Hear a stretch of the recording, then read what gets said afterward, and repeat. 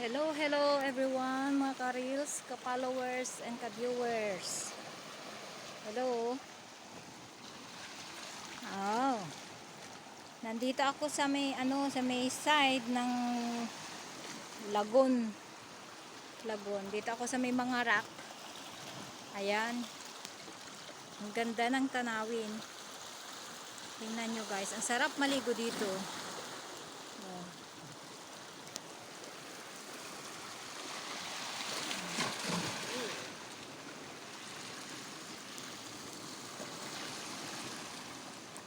Dito pag pag medyo na tag-ulan na dito kumukuha ng mga yung tinatawag naming seaweeds. Maraming nakukuha dito.